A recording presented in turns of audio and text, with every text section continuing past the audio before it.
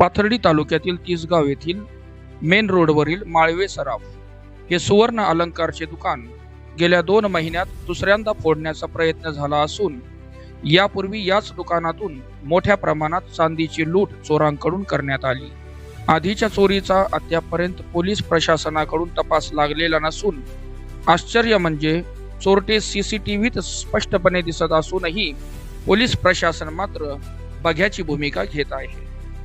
या प्रकाराने मात्र तिसगाव येथील व्यापारी वर्गात घबराटीचे वातावरण असून वारंवार होणाऱ्या चोऱ्या आणि याकडे पोलीस खात्याचे निष्क्रिय धोरण यावर व्यापारी वर्गाने चिंता व्यक्त केली।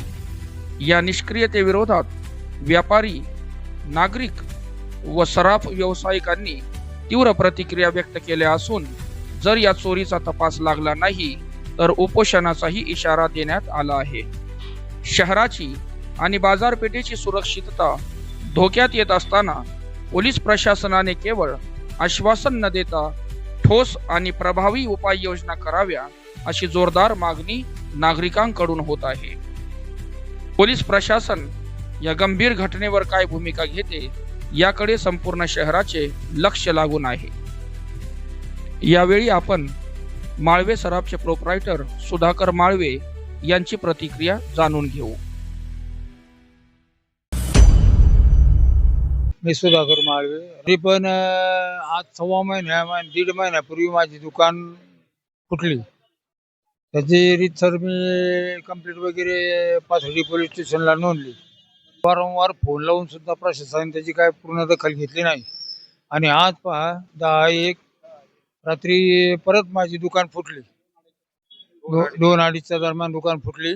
श्वान पथक येऊन गेले, रोड पर्यंत श्वान गेले आणि नंतर काय त्याचा तपास लागत नाही। 1.5 महिन्यापूर्वी माझी चोरी झाली आणि चोरटे फुटेज मध्ये स्पष्ट दिसतात, तरी पण प्रशासनाला हा चोर सापडत नाही। त्याच्यामुळे आम्हाला थोडी खंत वाटून राहिली आहे। तरी पण प्रशासनाने याच्याबद्दल चांगली कठोर भूमिका घेऊन त्याचा तपास लागलाच पाहिजे, अन्यथा आम्ही सुवर्णकार संघटना आपल्याकडे उपोषणात बसणार आहोत। चोरीच्या घटना सध्या वाढत चाललेल्या आहेत।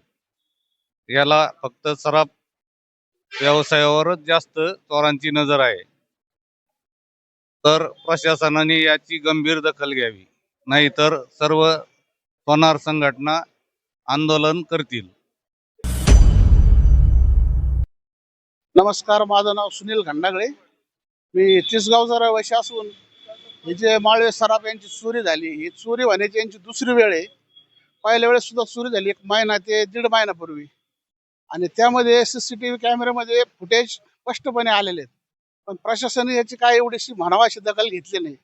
त्याच्यानंतर 1 महिना 1.5 महिन्यानंतर त्यांचं परत दुकान फुटलं आणि याची प्रशासनाने चांगल्यापैकी दखल घ्यावी, याचा शोध लावावा।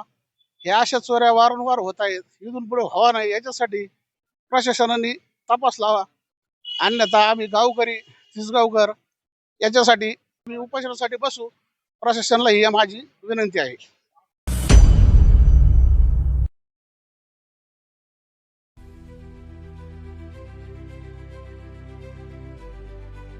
आपल्या परिसरातील घडामोडीवर अपडेट राहण्यासाठी चॅनलला सबस्क्राईब करा आणि पाहत रहा गावखेडा न्यूज। आपलं गाव, आपली बातमी।